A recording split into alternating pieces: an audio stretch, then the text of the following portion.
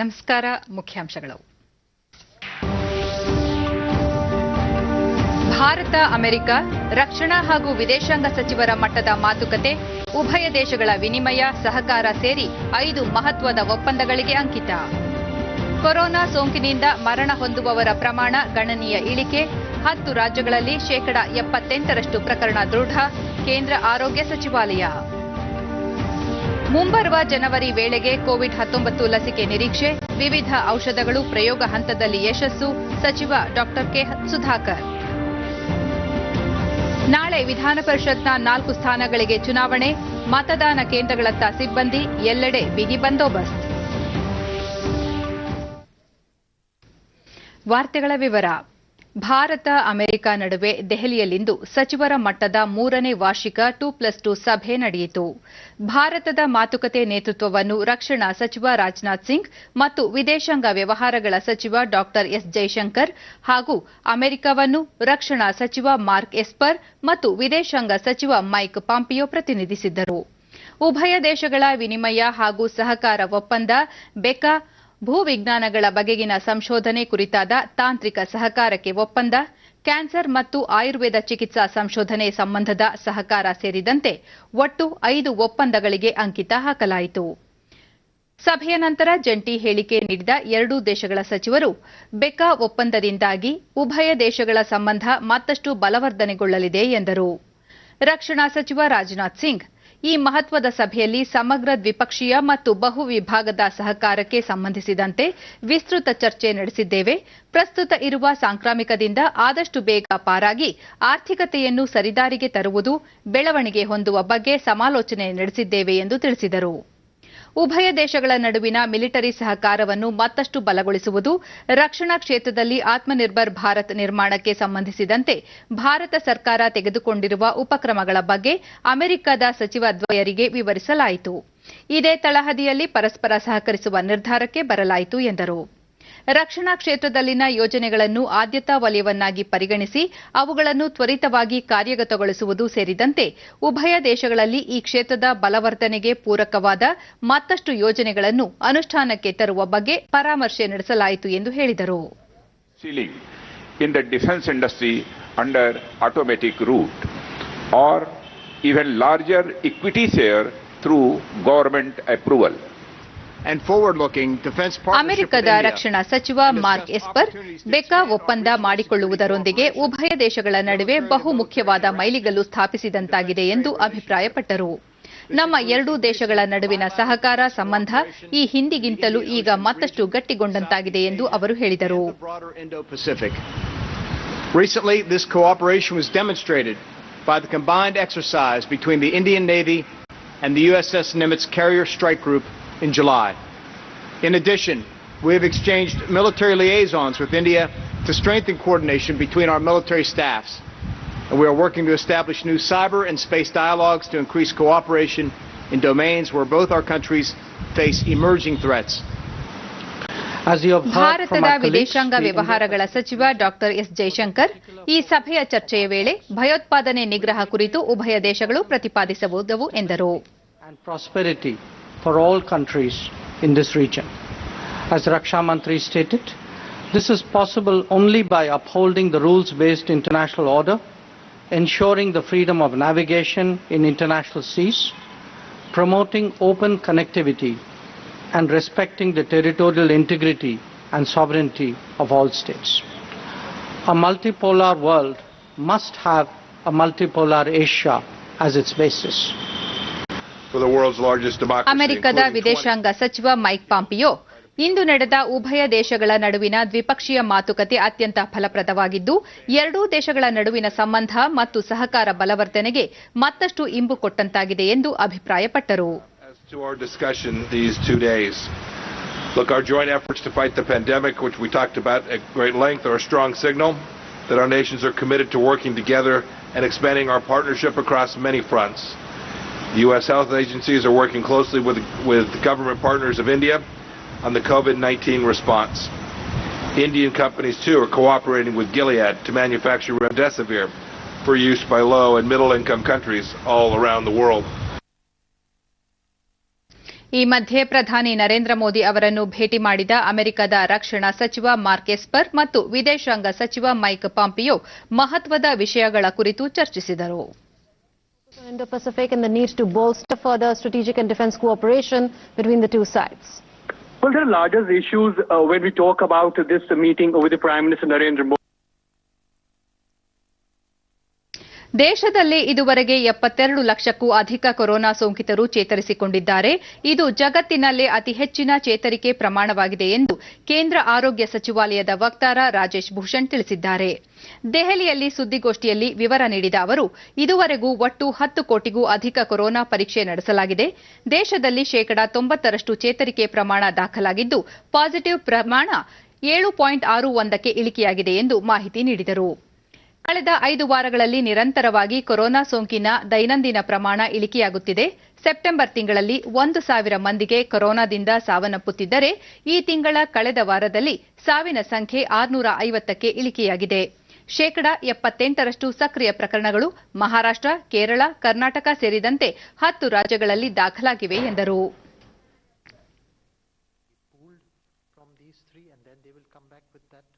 मृत्यु जो कोविड से हुई उनकी 36% से ज्यादा मृत्यु केवल एक राज्य में महाराष्ट्र में हुई. उसकी संख्या हमने आपके साथ साझा की है. 43,000 से कुछ ज्यादा संख्या है. तमिलनाडु में 9% से अधिक मृत्यु हुई. कर्नाटक में भी 9% से अधिक मृत्यु हुई और उनके आंकड़े भी हमने आपको ये प्रदर्शित किए हैं. लेकिन आज आफ्टरनून में हम जब मिल रहे हैं चल रही है और क्या एकदम प्राइमरी लेवल तक उसको कैसे पहुंचाया जाए सही तरीके से उसकी व्यवस्था हो गई है? सेक्रेटरी सर, कोल्ड चेन के बारे में जो नेशनल एक्सपर्ट ग्रुप है उसके भीतर एक सब ग्रुप बनाया गया है जो कोल्ड चेन की आवश्यकताओं को देख रहा है. वर्तमान में भी जो हम यूनिवर्सल इम्यूनाइजेशन करते हैं उसमें 28,000 से ज़्यादा लोकेशंस पर हम कोल्ड चेन की सुविधा का इस्तेमाल करते हैं और ये 28,000 से जो ज़्यादा जगह हैं जहां कोल्ड चेन की सुविधा का इस्तेमाल अभी केंद्रीय सरकार कर रही है, ये सब सरकारी सुविधाएं हैं. इनको इन्हांसमेंट कैसे किया जाए, इनका स्ट्रेंथनिंग और कैपेसिटी ऑगमेंटेशन कैसे किया जाए, इस पे भी काम चल रहा है. 29 सर, मैं ब्रह्म प्रकाश हूँ जी न्यूज से. मेरा सवाल है दिल्ली को लेकर. आपने बताया जिन 5 राज्यों में मामले 24 घंटे में बढ़े हैं, दिल्ली में भी बढ़ रहे हैं, तो दिल्ली में क्या वजह है? क्या टेस्टिंग दिल्ली में कम हो रही है या फिर कोई और वजह है? लोग पालन नहीं कर रहे हैं कोरोना प्रोटोकॉल का, क्या वजह मानते हो? दूसरा, ऐसे कितने राज्य हैं जो कोरोना मुक्त हो चुके हैं? देखिए, सबसे पहले तो मैं आपका जो अंतिम प्रश्न है उसी से शुरुआत करता हूं. कोई अनावश्यक जोश या होड़ नहीं होनी चाहिए अपने को कोरोना मुक्त घोषित करने के लिए. जिन देशों ने ये किया उन्होंने उसके दुष्परिणाम देखे. तो इसलिए हमारा सुझाव केंद्रीय स्वास्थ्य मंत्रालय के रूप में सभी राज्यों को और सभी संघ शासित क्षेत्रों को ये है कि जो टेस्ट, ट्रैक, ट्रेस और ट्रीटमेंट की स्ट्रैटेजी है उसका पूरी सचेष्टता से पालन करें और जो सावधानी है उसको उसमें कोई ढिलाई न बरतें. तो ये तो एक हिस्सा हुआ.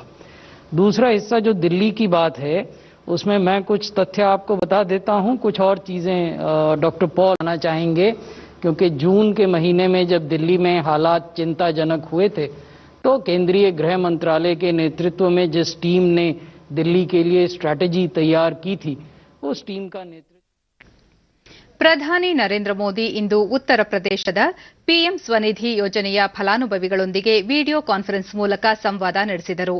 ಈ ಯೋಜನೆಯ ಪ್ರಯೋಜನ ಪಡೆದಿರುವ ಹಲವಾರು ಬೀದಿ ಬದಿ ವ್ಯಾಪಾರಿಗಳ ಜತೆಗೆ ಸಮಾಲೋಚನೆ ನಡೆಸಿದ ಪ್ರಧಾನಿ, ಕೋವಿಡ್-19 ಸಂಕಷ್ಟದ ಅವಧಿಯಲ್ಲಿ ಜೀವನ ನಿರ್ವಹಣೆಯನ್ನು ಹೇಗೆ ಮಾಡಿಕೊಂಡಿರಿ, ಸ್ವನಿಧಿ ಯೋಜನೆಯಿಂದ ಯಾವ ರೀತಿ ಅನುಕೂಲ ಆಗಿದೆ ಎಂಬುದು ಸೇರಿದಂತೆ ಒಟ್ಟಾರೆ ಜೀವನೋಪಾಯದ ಬಗ್ಗೆ ವಿಚಾರಿಸಿದರು.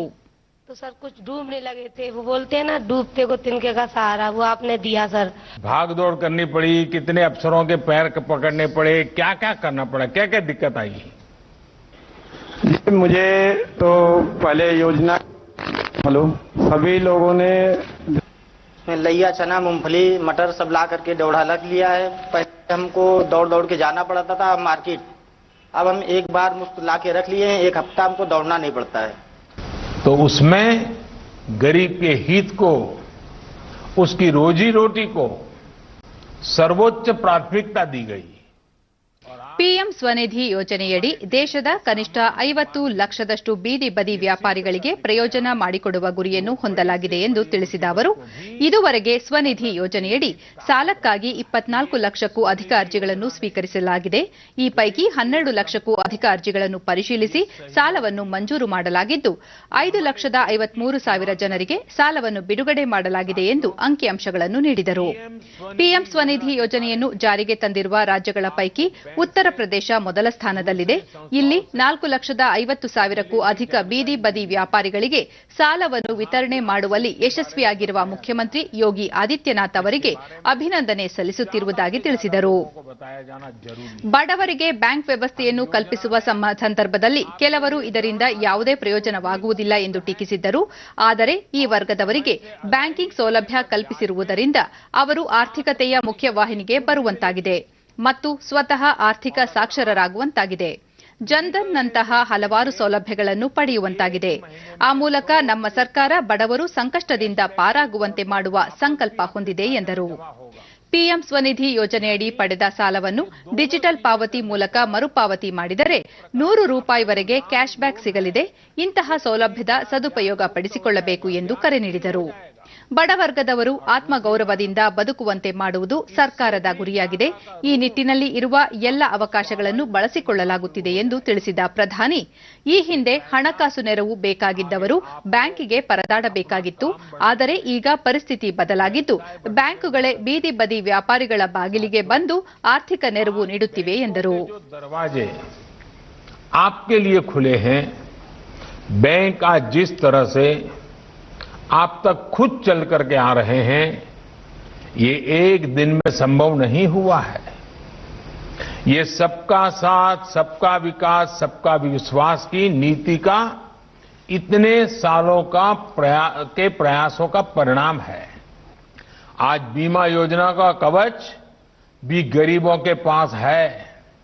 गरीबों का समग्र विकास, उनके जीवन को लेकर एक समग्र प्रयास आज ये देश का संकल्प है।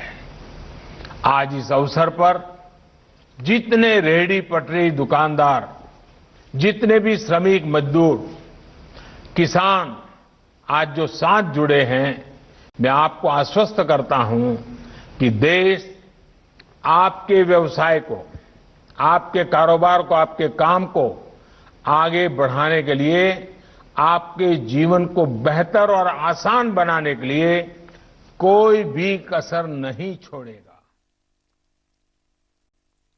ಆಕ್ಸ್ಫರ್ಡ್ ವಿಶ್ವವಿದ್ಯಾಲಯದ ಸಹಯೋಗದೊಂದಿಗೆ ಕೊರೋನಾ ಲಸಿಕೆ ಮತ್ತು ಸಂಶೋಧನೆಯಲ್ಲಿ ತೊಡಗಿರುವ ಆಸ್ಟ್ರಾಜೆನಿಕಾ ಸಂಸ್ಥೆಯ ಪ್ರತಿನಿಧಿಗಳೊಂದಿಗೆ ಆರೋಗ್ಯ ಮತ್ತು ವೈದ್ಯಕೀಯ ಶಿಕ್ಷಣ ಸಚಿವ ಡಾ ಕೆ ಸುಧಾಕರ್ ವಿಧಾನಸೌಧದಲ್ಲಿಂದು ಸಭೆ ನಡೆಸಿದರು.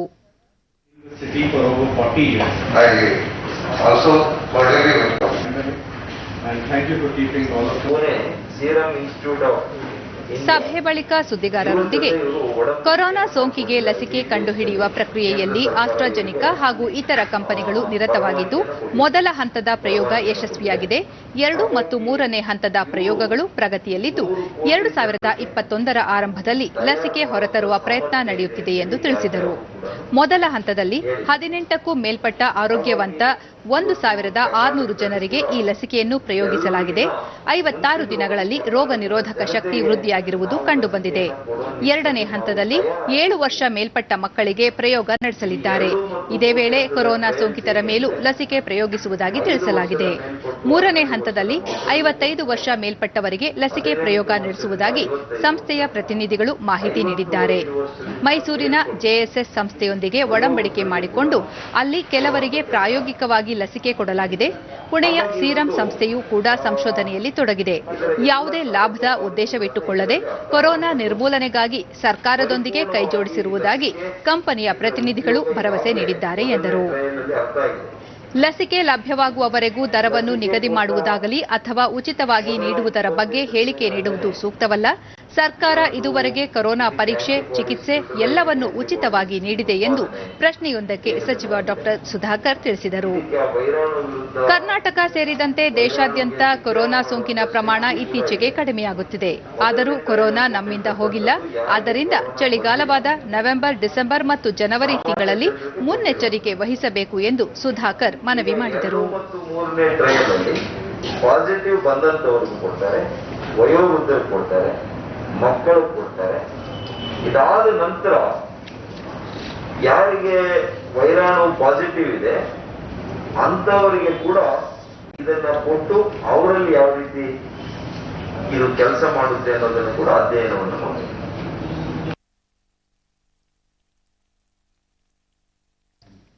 ಕೋವಿಡ್-19 ಮಾರ್ಗಸೂಚಿಗಳ ಪಾಲನೆಯೊಂದಿಗೆ ಈ ಬಾರಿ ಸರಳ ಹಾಗೂ ಸಾಂಪ್ರದಾಯಿಕ ರೀತಿಯಲ್ಲಿ ದಸರಾ ಮಹೋತ್ಸವ ಯಶಸ್ವಿಯಾಗಿ ಆಚರಿಸಲಾಗಿದೆ ಎಂದು ಜಿಲ್ಲಾ ಉಸ್ತುವಾರಿ ಸಚಿವ ಎಸ್ಟಿ ಸೋಮಶೇಖರ್ ಮೈಸೂರಿನಲ್ಲಿಂದು ತಿಳಿಸಿದರು. ಕೋವಿಡ್-19 ಸೋಂಕು ತಡೆಗಟ್ಟುವ ನಿಟ್ಟಿನಲ್ಲಿ ದಸರಾ ಉದ್ಘಾಟನೆ ಸೇರಿದಂತೆ ಜಂಬೂ ಸವಾರಿ ಕಾರ್ಯಕ್ರಮಕ್ಕೆ ಸೀಮಿತ ಜನರಿಗೆ ಮಾತ್ರ ಅವಕಾಶ ಕಲ್ಪಿಸಲಾಗಿತ್ತು. ದಸರಾ ಅಂಗವಾಗಿ ಆಯೋಜಿಸಿದ್ದ ಎಲ್ಲಾ ಕಾರ್ಯಕ್ರಮಗಳನ್ನು ವರ್ಚುವಲ್ ಮತ್ತು ದೂರದರ್ಶನ ಮೂಲಕ ಪ್ರಸಾರ ಮಾಡಲಾಗಿದ್ದು ಲಕ್ಷಾಂತರ ಜನರು ವೀಕ್ಷಿಸಿದ್ದಾರೆ ಎಂದರು. ಗಜಪಡೆಗಳು ಮತ್ತು ಮಾವುತರು ಉತ್ತಮವಾಗಿ ಕಾರ್ಯನಿರ್ವಹಿಸಿ ಜಂಬೂ ಸವಾರಿಯನ್ನು ಯಶಸ್ವಿಗೊಳಿಸಿದ್ದಾರೆ ಎಂದು ಅವರು ಪ್ರಶಂಸಿಸಿದರು. ಇದರಿಂದ ಸುಮಾರು 6 ಲಕ್ಷ ಜನರು ವೀಕ್ಷಣೆಯನ್ನು ಮಾಡಿದ್ದಾರೆ. ಎರಡನೇದು ಸಾಂಸ್ಕೃತಿಕ ಕಾರ್ಯಕ್ರಮ. ಬೆಟ್ಟದ ಮೇಲೆ 200 ಜನಕ್ಕೆ ಏನು ಕಮಿಟಿ ತೀರ್ಮಾನ ಮಾಡಿದ್ರು, ಆ 200 ಜನದ ಒಳಗಡೆನೆ ನಾವು ಅದನ್ನು ಆರ್ಗನೈಸ್ ಮಾಡಿರ್ತಕ್ಕಂಥದ್ದು. ಎರಡನೇದು ಸಾಂಸ್ಕೃತಿಕ ಕಾರ್ಯಕ್ರಮ 9 ದಿವಸ. 9 ದಿವಸದ್ದು ಕೂಡ ಕಾರ್ಯಕ್ರಮ ಯಶಸ್ವಿಯಾಗಿದೆ. ಅದಕ್ಕೆ ಏನು ಕಮಿಟಿಯವರು 50 ಜನ ಅವಕಾಶ ಕೊಟ್ಟಿದ್ರು, ಅಷ್ಟು ಒಳಗಡೆನೆ 9 ದಿವಸದ ಕಾರ್ಯಕ್ರಮವನ್ನು ಕೂಡ ಸಕ್ಸಸ್ ಆಗಿದೆ. ಕೋವಿಡ್-19 ದೃಷ್ಟಿಯಿಂದ ಎಲ್ಲೂ ಕೂಡ ಯಾರಿಗೂ ಅಡಚಣೆ ಆಗಬಾರದು, ಸರಳ ಸಾಂಪ್ರದಾಯಿಕ ದಸರಾ ಯಶಸ್ವಿ ಆಗಬೇಕು ಅಂತೇಳಿ ಜಿಲ್ಲಾಡಳಿತ ಜೊತೆಗೆ ಎಲ್ಲ ಜನಪ್ರತಿನಿಧಿಗಳು, ಮಾಧ್ಯಮದ ಮತ್ತು ಜನಸಾಮಾನ್ಯರು ಕೂಡ ಕೈ ಜೋಡಿಸುವುದು ಪ್ರಯುಕ್ತ ಇವತ್ತು ಯಶಸ್ವಿಯಾಗಿದೆ. ಈ ಸಂದರ್ಭದಲ್ಲಿ ಯಶಸ್ವಿಯಾಗಿ ಚಿನ್ನದ ಅಂಬಾರಿ ಹೊತ್ತು ಸಾಗಿದ ಅಭಿಮನ್ಯುವಿನ ಮಾವುತ ವಸಂತ್ ತಮ್ಮ ಅನಿಸಿಕೆ ಹಂಚಿಕೊಂಡರು.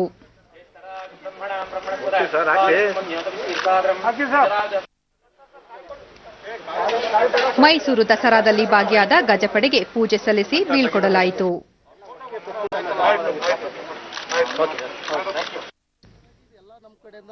ಆನೆ ಮಾವುತ ಕೊಡಿದ್ದು ಖಂಡಿತವಾಗಿ ಮಾಡೇ ಮಾಡ್ತದೆ. ಯಾವ ಕೆಲಸಕ್ಕೆ ತಗೊಂಡೋದ್ರು, ಇದು ಯಾವ ರಾಜ್ಯಗಳು, ಎಲ್ಲ ಕಡೆ ರಾಜ್ಯಗಳು ಕೆಲಸ ಹೋದ್ರೂ ಅಲ್ಲಿ ಎಲ್ಲ ಕೆಲಸದಲ್ಲಿ ಒಳ್ಳೆ ಕೆಲಸ ಚೆನ್ನಾಗಿ ಮಾಡ್ಕೊಂಡು ಬಂದೆ. ಅಂದ್ರೆ ಚಾಮುಂಡೇಶ್ವರಿ ತಾಯಿಯವ್ರಿಗೆ ನನಗೆ ಸ್ವಲ್ಪ ಭಯ ಇತ್ತು. ಅಂದರೆ ಏನಂತ ಹೇಳಿದ್ರೆ, ನನಗೆ ಕೂತ್ಕೊಳ್ಳೋದ್ರಲ್ಲಿ ನನಗೆ ಏನೋ ನಾನು ಇದೊಂದು ಮಾಡಿಸಿತ್ತಿಲ್ಲ. ನಾನು ಮರದ ಅಂಬಾರಿ ಯಶಸ್ವಿಯಾಗಿ ಚಿನ್ನದ ಅಂಬಾರಿ ಹೊತ್ತು ಸಾಗಿದ ಅಭಿಮನ್ಯುವಿನ ಮಾವುತ ವಸಂತ್ ತಮ್ಮ ಅನಿಸಿಕೆ ಹಂಚಿಕೊಂಡರು. ಅಂದ್ರೆ ನಮ್ಮ ಅಧಿಕಾರಿಗಳು ಎಲ್ಲ ಏನ್ ಎದುರು ಬೇಡ ಮಾಡ್ತದೆ ಅಂತ ಸ್ವಲ್ಪ ಅವಕಾಶ ಮಾಡಿಕೊಟ್ರೆ. ಬೆಂಗಳೂರಿನಲ್ಲಿ ಇತ್ತೀಚೆಗೆ ಸುರಿದ ಭಾರೀ ಮಳೆಯಿಂದ ಮನೆಗೆ ನೀರು ನುಗ್ಗಿ ವಿದ್ಯಾರ್ಥಿಗಳ ಪುಸ್ತಕ ನೀರಿನಲ್ಲಿ ಕೊಚ್ಚಿ ಹೋದ ಹಿನ್ನೆಲೆಯಲ್ಲಿ ಮುಖ್ಯಮಂತ್ರಿ ಬಿಎಸ್ ಯಡಿಯೂರಪ್ಪ ಇಂದು ವಿದ್ಯಾರ್ಥಿಗಳಿಗೆ ಪುಸ್ತಕ ಹಾಗೂ ಆರ್ಥಿಕ ನೆರವನ್ನು ನೀಡಿದ್ದಾರೆ. ಬೆಂಗಳೂರಿನ ಹೊಸಕೆರೆಹಳ್ಳಿಯಲ್ಲಿ ಇತ್ತೀಚೆಗೆ ಭಾರೀ ಮಳೆಯಿಂದಾಗಿ ಹಲವು ಮನೆಗಳಿಗೆ ನೀರು ನುಗ್ಗಿದ ಪರಿಣಾಮ ಹಲವು ವಿದ್ಯಾರ್ಥಿಗಳ ಪುಸ್ತಕಗಳು ಸೇರಿದಂತೆ ಅಪಾರ ವಸ್ತುಗಳು ನೀರಿನಲ್ಲಿ ಕೊಚ್ಚಿ ಹೋಗಿದ್ದವು. ಈ ವಿಷಯ ಅರಿತ ಮುಖ್ಯಮಂತ್ರಿ ಯಡಿಯೂರಪ್ಪ ಇಂದು ಆರ್ಥಿಕ ನೆರವು ನೀಡಿದ್ದಾರೆ.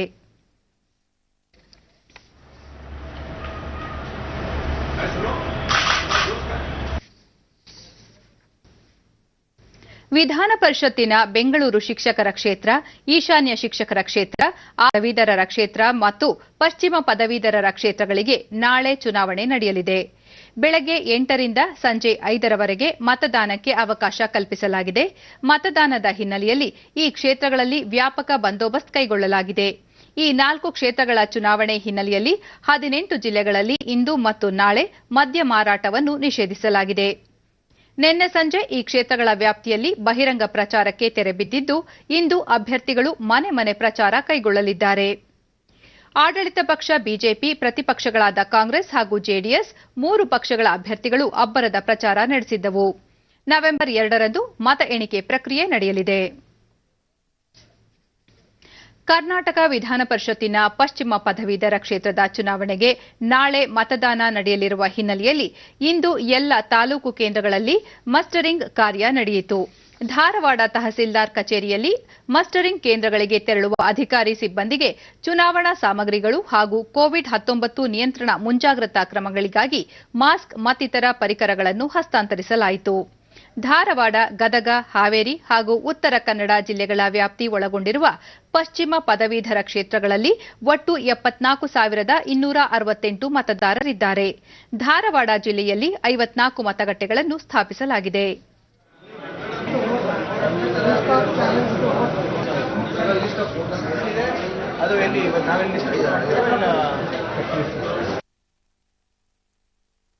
ಬಿಹಾರ ವಿಧಾನಸಭೆಯ ಮೊದಲ ಹಂತದ ಚುನಾವಣೆ ನಾಳೆ ನಡೆಯಲಿದೆ. 16 ಜಿಲ್ಲೆಗಳ ವ್ಯಾಪ್ತಿಯ 71 ವಿಧಾನಸಭಾ ಕ್ಷೇತ್ರಗಳಲ್ಲಿ ಮತದಾನ ನಡೆಯಲಿದ್ದು, ಅದಕ್ಕಾಗಿ ಚುನಾವಣಾ ಆಯೋಗ ವ್ಯಾಪಕ ಸಿದ್ದತೆಗಳನ್ನು ಮಾಡಿಕೊಂಡಿದೆ. ಮುಕ್ತ, ಸುಗಮ ಹಾಗೂ ನ್ಯಾಯಸಮ್ಮತ ಮತದಾನಕ್ಕೆ ಅಗತ್ಯ ಸಿದ್ದತೆಗಳನ್ನು ಮಾಡಿಕೊಳ್ಳಲಾಗಿದ್ದು, ಮತದಾನ ನಡೆಯುವ ಜಿಲ್ಲೆಗಳಲ್ಲಿ ವ್ಯಾಪಕ ಬಂದೋಬಸ್ತ್ ಕೈಗೊಳ್ಳಲಾಗಿದೆ. ಒಟ್ಟು 71 ಕ್ಷೇತ್ರಗಳಲ್ಲಿ 1,066 ಅಭ್ಯರ್ಥಿಗಳು ಕಣದಲ್ಲಿದ್ದು, ಆ ಪೈಕಿ 114 ಮಂದಿ ಮಹಿಳಾ ಅಭ್ಯರ್ಥಿಗಳಿದ್ದಾರೆ. 2.14 ಕೋಟಿ ಅರ್ಹ ಮತದಾರರು ಇದ್ದು, ಅದರಲ್ಲಿ 1.01 ಕೋಟಿ ಮಹಿಳಾ ಮತದಾರರಿದ್ದಾರೆ. 8 ಸಂಪುಟ ಸದಸ್ಯರ ರಾಜಕೀಯ ಭವಿಷ್ಯವನ್ನು ನಾಳೆ ಮತದಾರರು ಬರೆಯಲಿದ್ದಾರೆ. ಮಾಜಿ ಮುಖ್ಯಮಂತ್ರಿ ಜಿತಿನ್ ರಾಮ್ ಮಾಂಜಿ, ಮಾಜಿ ಸ್ಪೀಕರ್ ಉದಯ್ ನಾರಾಯಣ ಚೌಧರಿ ಸೇರಿದಂತೆ ಪ್ರಮುಖರು ಚುನಾವಣಾ ಕಣದಲ್ಲಿದ್ದಾರೆ. ದೇಶಾದ್ಯಂತ ಇಂದಿನಿಂದ ನವೆಂಬರ್ 2ರವರೆಗೆ ಜಾಗೃತ ಅರಿವು ಸಪ್ತಾಹವನ್ನು ಆಚರಿಸಲಾಗುವುದು. ಜಾಗೃತ ಭಾರತ, ಸಮೃದ್ಧ ಭಾರತ ಈ ವರ್ಷದ ಘೋಷವಾಕ್ಯವಾಗಿದೆ.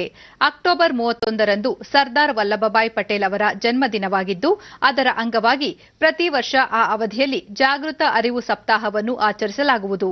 ಸಪ್ತಾಹದ ಅಂಗವಾಗಿ ಕೇಂದ್ರೀಯ ತನಿಖಾ ಸಂಸ್ಥೆ ಸಿಬಿಐ ವಿಚಕ್ಷಣಾ ಮತ್ತು ಭ್ರಷ್ಟಾಚಾರ ನಿಗ್ರಹ ಕುರಿತ 3 ದಿನಗಳ ಸಮಾವೇಶವನ್ನು ಆಯೋಜಿಸಿದ್ದು, ಪ್ರಧಾನಿ ನರೇಂದ್ರ ಮೋದಿ ಅವರು ಸಂಜೆ ಸಮಾವೇಶವನ್ನು ವಿಡಿಯೋ ಕಾನ್ಫರೆನ್ಸ್ ಮೂಲಕ ಉದ್ಘಾಟಿಸಲಿದ್ದಾರೆ. 3 ದಿನಗಳ ಈ ಸಮಾವೇಶದಲ್ಲಿ ಜಾಗೃತ ವಿಷಯಗಳನ್ನು ಗುರಿಯಾಗಿಟ್ಟುಕೊಂಡು ಅರಿವು ಮೂಡಿಸುವುದು, ನಾಗರಿಕರ ಸಹಭಾಗಿತ್ವದಲ್ಲಿ ಸಾರ್ವಜನಿಕ ಜೀವನದಲ್ಲಿರುವವರಿಗೆ ಪ್ರಾಮಾಣಿಕ ಮತ್ತು ದಕ್ಷತೆಯನ್ನು ಉತ್ತೇಜಿಸುವ ಭಾರತದ ಬದ್ಧತೆಯನ್ನು ಪುನರುಚ್ಚರಿಸಲಾಗುವುದು. ಅಲ್ಲದೆ ಭ್ರಷ್ಟಾಚಾರ ವಿರುದ್ಧದ ಹೋರಾಟ, ತನಿಖೆಯಲ್ಲಿ ಎದುರಾಗುವ ಸವಾಲುಗಳು, ಸೈಬರ್ ಅಪರಾಧ ಸೇರಿದಂತೆ ಹಲವು ವಿಷಯಗಳ ಬಗ್ಗೆ 3 ದಿನ ಚರ್ಚೆ ನಡೆಯಲಿದೆ. ಕೇಂದ್ರ ಸಚಿವ ಡಾ ಜಿತೇಂದ್ರ ಸಿಂಗ್ ಅವರು ಉದ್ಘಾಟನಾ ಗೋಷ್ಠಿಯನ್ನು ಉದ್ದೇಶಿಸಿ ಮಾತನಾಡುವರು. ಉತ್ತರ ಪ್ರದೇಶದಲ್ಲಿನ ಹಥ್ರಾಸ್ ಅತ್ಯಾಚಾರ ಪ್ರಕರಣಕ್ಕೆ ಸಂಬಂಧಿಸಿದಂತೆ ಸಿಬಿಐ ನಡೆಸುತ್ತಿರುವ ತನಿಖೆ ಮೇಲೆ ನಿಗಾ ಇಡಬೇಕೆಂದು ಸುಪ್ರೀಂ ಕೋರ್ಟ್ ಅಲಹಾಬಾದ್ ಹೈಕೋರ್ಟ್ಗೆ ಆದೇಶ ನೀಡಿದೆ. ಪ್ರಕರಣ ಸಂಬಂಧ ವಿಚಾರಣೆ ನಡೆಸಿ ಇಂದು ಆದೇಶ ನೀಡಿದ ಸುಪ್ರೀಂ ಕೋರ್ಟ್, ಅತ್ಯಾಚಾರಕ್ಕೆ ಒಳಗಾದ ಯುವತಿಯ ಕುಟುಂಬ, ಗ್ರಾಮಸ್ಥರ ರಕ್ಷಣೆ ವಿಚಾರದಲ್ಲಿಯೂ ಗಮನ ಹರಿಸಬೇಕೆಂದು ಅಲಹಾಬಾದ್ ಹೈಕೋರ್ಟ್ಗೆ ನಿರ್ದೇಶನ ನೀಡಿದೆ. ಆದರೆ ಪ್ರಕರಣವನ್ನು ಉತ್ತರ ಪ್ರದೇಶದಿಂದ ಹೊರಗೆ ವಿಚಾರಣೆ ನಡೆಸಬೇಕೆಂದು ಸಲ್ಲಿಸಲಾಗಿದ್ದ ಅರ್ಜಿಗೆ ಸಂಬಂಧಿಸಿದಂತೆ ಸುಪ್ರೀಂ ಕೋರ್ಟ್ ಯಾವುದೇ ಆದೇಶವನ್ನು ನೀಡಿಲ್ಲ.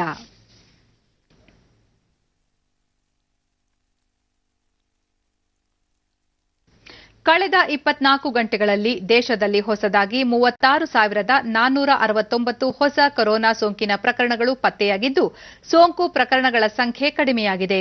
ಈ ಮೂಲಕ ಒಟ್ಟು ಸಂಖ್ಯೆ 79,46,429ಕ್ಕೆ ಏರಿಕೆಯಾಗಿದೆ. ನಿನ್ನೆ ಒಂದೇ ದಿನ 488 ಮಂದಿ ಮೃತಪಟ್ಟಿದ್ದು, ಈವರೆಗೆ ಮೃತಪಟ್ಟವರ ಸಂಖ್ಯೆ 1,19,502ಕ್ಕೆ ಏರಿಕೆಯಾಗಿದೆ. ಮರಣ ದರ ಶೇಕಡಾ 1.50ಯಲ್ಲಿದೆ. 6,25,857 ಸೋಂಕಿತರು ವಿವಿಧ ಆಸ್ಪತ್ರೆಗಳಲ್ಲಿ ಚಿಕಿತ್ಸೆ ಪಡೆಯುತ್ತಿದ್ದು, ಸಕ್ರಿಯ ಪ್ರಮಾಣ ಶೇಕಡಾ 8.26ಕ್ಕೆ ಇಳಿಕೆಯಾಗಿದೆ. 72,01,070 ಸೋಂಕಿತರು ವಿವಿಧ ಆಸ್ಪತ್ರೆಗಳಿಂದ ಬಿಡುಗಡೆಯಾಗಿದ್ದು, ಚೇತರಿಕೆ ಪ್ರಮಾಣ ಶೇಕಡಾ 90.62ಕ್ಕೆ ಏರಿಕೆಯಾಗಿದೆ. ರಾಜ್ಯದಲ್ಲಿ ನಡೆಯಲಿರುವ 2 ಕ್ಷೇತ್ರಗಳ ಉಪಚುನಾವಣೆಯಲ್ಲಿ ಬಿಜೆಪಿ ಅಭ್ಯರ್ಥಿಗಳು ಗೆಲುವು ಸಾಧಿಸಲಿದ್ದಾರೆ ಎಂದು ಉಪಮುಖ್ಯಮಂತ್ರಿ ಗೋವಿಂದ ಕಾರಜೋಳ ತುಮಕೂರಿನಲ್ಲಿ ನಿನ್ನೆ ವಿಶ್ವಾಸ ವ್ಯಕ್ತಪಡಿಸಿದ್ದಾರೆ. ಶಿರಾ ಕ್ಷೇತ್ರದಲ್ಲಿ ನೀರಾವರಿ ಸೌಲಭ್ಯಗಳ ಕೊರತೆ ಇದೆ. ಈ ಕ್ಷೇತ್ರದಲ್ಲಿ ಬಡವರು ಗುಡಿಸಲುಗಳಲ್ಲಿ ವಾಸಿಸುತ್ತಿದ್ದು, ಸರ್ಕಾರದಲ್ಲಿ ಹಲವು ವಸತಿ ಯೋಜನೆಗಳಿದ್ದರೂ ಈ ಕ್ಷೇತ್ರದ ಜನರಿಗೆ ಅದನ್ನು ತಲುಪಿಸುವಲ್ಲಿ ಈ ಹಿಂದೆ ಆಯ್ಕೆಯಾಗಿದ್ದ ಜನಪ್ರತಿನಿಧಿಗಳು ವಿಫಲರಾಗಿದ್ದಾರೆ ಎಂದರು. ಪ್ರತಿಯೊಬ್ಬರೂ ಕೂಡ ನಮಗೆ ಮತ ನೀಡಬೇಕು, ಮೋದಿಜಿಯವರ ನಾಯಕತ್ವಕ್ಕೆ ಬೆಂಬಲಿಸಬೇಕು, ಯಡಿಯೂರಪ್ಪನವರ ಕೈಗಳನ್ನ ಬಲಪಡಿಸಬೇಕು. ಸಿರಾ ಕ್ಷೇತ್ರದಲ್ಲಿ ನೀರಾವರಿ ಸೌಲಭ್ಯ ಮಾಡಿಕೊಟ್ಟಿಲ್ಲ. ಇವತ್ತು ಗೊಲ್ಲರಹಟ್ಟಿಗಳಲ್ಲಿ ಜನ ಗುಡಿಸಲ್ದಲ್ಲೇ ವಾಸ ಮಾಡ್ತಾ ಇದ್ದಾರೆ. ಅವರು 30ನೇ ತಾರೀಕು ಬಿಜೆಪಿ ರಾಜ್ಯ ಪ್ರಧಾನ ಕಾರ್ಯದರ್ಶಿ ಎನ್ ರವಿಕುಮಾರ್, ಮುಖ್ಯಮಂತ್ರಿ ಬಿಎಸ್ ಯಡಿಯೂರಪ್ಪ ಇದೇ 30ರಂದು ಶಿರಾ ಮತ್ತು ಮದಲೂರು ಗ್ರಾಮದಲ್ಲಿ ಪಕ್ಷದ ಅಭ್ಯರ್ಥಿ ಪರ ಪ್ರಚಾರ ನಡೆಸಲಿದ್ದಾರೆ. ಪಕ್ಷದ ರಾಜ್ಯಾಧ್ಯಕ್ಷ ನಳಿನ್ ಕುಮಾರ್ ಕಟೀಲ್ ನಾಳೆ ಕ್ಷೇತ್ರದಲ್ಲಿ ಚುನಾವಣೆ ಸಭೆ ನಡೆಸಲಿದ್ದಾರೆ ಎಂದರು. ಮಹಾಸಂಪರ್ಕ ದಿನ ಹಮ್ಮಿಕೊಂಡಿದ್ದು 2,15,000 ಮತದಾರರನ್ನು ಸಂಪರ್ಕಿಸುವ ಗುರಿ ಹೊಂದಲಾಗಿದೆ ಎಂದರು.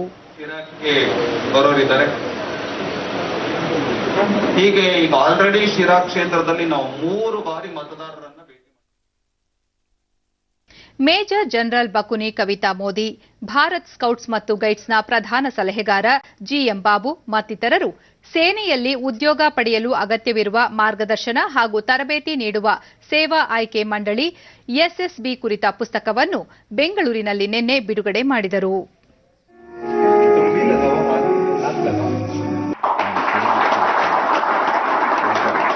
ಈ ನಿಟ್ಟಿನಲ್ಲಿ ಬಳಿಕ ಎಸ್ಎಸ್ಬಿ ಆಯ್ಕೆ ಕೇಂದ್ರದ ಮುಖ್ಯಸ್ಥ ಕೆಎಂ ಶ್ರೀನಿವಾಸಮೂರ್ತಿ, ಸೂಕ್ತ ತರಬೇತಿ ಇಲ್ಲದ ಕಾರಣ ಅನೇಕ ವಿದ್ಯಾರ್ಥಿಗಳು ಸೇನೆಯಲ್ಲಿ ಉದ್ಯೋಗ ಪಡೆಯಲು ಸಾಧ್ಯವಾಗುತ್ತಿಲ್ಲ. ಇದನ್ನು ಮನಗಂಡು ಜನರಲ್ ಬಕುನಿ ಅವರ ನೇತೃತ್ವದಲ್ಲಿ ತರಬೇತಿ ಕೇಂದ್ರ ಆರಂಭಿಸಲಾಗಿದೆ. ದೈಹಿಕ, ಮಾನಸಿಕ ಮತ್ತು ಬೌದ್ಧಿಕ ತರಬೇತಿಯು ಸೇನೆಯಲ್ಲಿ ಉದ್ಯೋಗ ಪಡೆಯಲು ಸಹಕಾರಿಯಾಗಲಿದೆ. ದೇಶಾದ್ಯಂತ ವಿದ್ಯಾರ್ಥಿಗಳು ಇದರ ಸದುಪಯೋಗ ಪಡೆದುಕೊಳ್ಳುತ್ತಿದ್ದು, ರಾಜ್ಯದ ವಿದ್ಯಾರ್ಥಿಗಳು ಸಹ ಇದರ ಲಾಭ ಪಡೆಯಬೇಕಿದೆ ಎಂದು ಅಭಿಪ್ರಾಯಪಟ್ಟರು.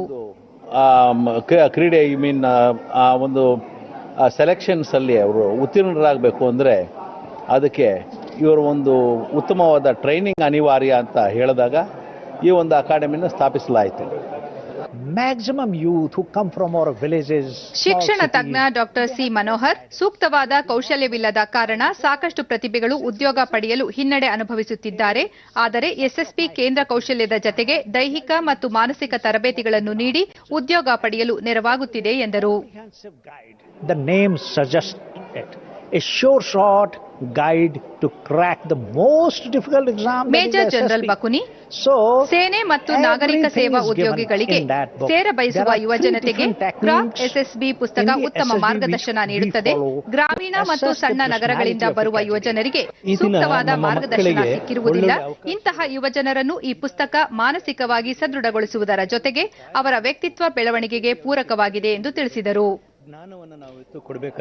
ಶಿಕ್ಷಣ ತಜ್ಞ ಡಾಕ್ಟರ್ ಸಿ ಮನೋಹರ್, ಸೂಕ್ತವಾದ ಕೌಶಲ್ಯವಿಲ್ಲದ ಕಾರಣ ಸಾಕಷ್ಟು ಪ್ರತಿಭೆಗಳು ಉದ್ಯೋಗ ಪಡೆಯಲು ಹಿನ್ನಡೆ ಅನುಭವಿಸುತ್ತಿದ್ದಾರೆ. ಆದರೆ ಎಸ್ಎಸ್ಬಿ ಕೇಂದ್ರ ಕೌಶಲ್ಯದ ಜತೆಗೆ ದೈಹಿಕ ಮತ್ತು ಮಾನಸಿಕ ತರಬೇತಿಗಳನ್ನು ನೀಡಿ ಉದ್ಯೋಗ ಪಡೆಯಲು ನೆರವಾಗುತ್ತಿದೆ ಎಂದರು. ಮಹಾರಾಷ್ಟ್ರದ ವಿದ್ಯಾರ್ಥಿನಿ ಸೃಷ್ಟಿ, ಚಿಕ್ಕನಿಂದಲೂ ಸೇನೆ ಕುರಿತು ನನಗೆ ಒಲವಿತ್ತು. ಕಾಲೇಜು ಮುಗಿದ ಬಳಿಕ ಈ ಬಗ್ಗೆ ಹೆಚ್ಚಿನ ಆಸಕ್ತಿ ಮೂಡಿತು. ಹೀಗಾಗಿ ಇಲ್ಲಿ ತರಬೇತಿ ಪಡೆಯಲು ಬಂದಿದ್ದೇನೆ ಎಂದರು. And other than that, I take care of the physical activities that are essential for training the cadets that come here. In overall, ಮತ್ತೋರ್ವ ವಿದ್ಯಾರ್ಥಿ ರಾಹುಲ್ ಎಸ್ ನಾಯರ್, ನಮ್ಮ ವ್ಯಕ್ತಿತ್ವ ಬೆಳವಣಿಗೆಗೆ ಬೇಕಾದ ಕೌಶಲ್ಯಗಳ ಬಗ್ಗೆ ಈ ಪುಸ್ತಕ ಮಾಹಿತಿ ನೀಡಲಿದ್ದು ನಮ್ಮನ್ನು ಯಶಸ್ವಿ ದಾರಿಗೆ ಕರೆದೊಯ್ಯುತ್ತದೆ ಎಂದು ಅಭಿಪ್ರಾಯ ವ್ಯಕ್ತಪಡಿಸಿದರು. And it will be a success, and it will definitely help the candidates.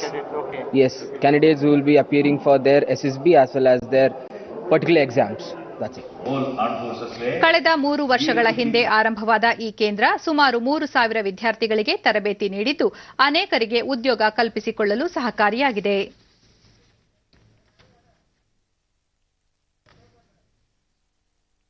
ಕೊನೆಯಲ್ಲಿ ಮತ್ತೊಮ್ಮೆ ಮುಖ್ಯಾಂಶಗಳು. ಭಾರತ ಅಮೆರಿಕ ರಕ್ಷಣಾ ಹಾಗೂ ವಿದೇಶಾಂಗ ಸಚಿವರ ಮಟ್ಟದ ಮಾತುಕತೆ, ಉಭಯ ದೇಶಗಳ ವಿನಿಮಯ ಸಹಕಾರ ಸೇರಿ 5 ಮಹತ್ವದ ಒಪ್ಪಂದಗಳಿಗೆ ಅಂಕಿತ. ಕೊರೋನಾ ಸೋಂಕಿನಿಂದ ಮರಣ ಹೊಂದುವವರ ಪ್ರಮಾಣ ಗಣನೀಯ ಇಳಿಕೆ, 10 ರಾಜ್ಯಗಳಲ್ಲಿ 78% ಪ್ರಕರಣ ದೃಢ, ಕೇಂದ್ರ ಆರೋಗ್ಯ ಸಚಿವಾಲಯ. ಮುಂಬರುವ ಜನವರಿ ವೇಳೆಗೆ ಕೋವಿಡ್-19 ಲಸಿಕೆ ನಿರೀಕ್ಷೆ, ವಿವಿಧ ಔಷಧಗಳು ಪ್ರಯೋಗ ಹಂತದಲ್ಲಿ ಯಶಸ್ಸು, ಸಚಿವ ಡಾಕ್ಟರ್ ಕೆ ಸುಧಾಕರ್. ನಾಳೆ ವಿಧಾನ ಪರಿಷತ್ನ 4 ಸ್ಥಾನಗಳಿಗೆ ಚುನಾವಣೆ, ಮತದಾನ ಕೇಂದ್ರಗಳತ್ತ ಸಿಬ್ಬಂದಿ, ಎಲ್ಲೆಡೆ ಬಿಗಿ ಬಂದೋಬಸ್ತ್. ನಮ್ಮ ಮುಂದಿನ ವಾರ್ತಾ ಪ್ರಸಾರ ಸಂಜೆ 7 ಗಂಟೆಗೆ ಚಂದನದಲ್ಲಿ. ನಮಸ್ಕಾರ.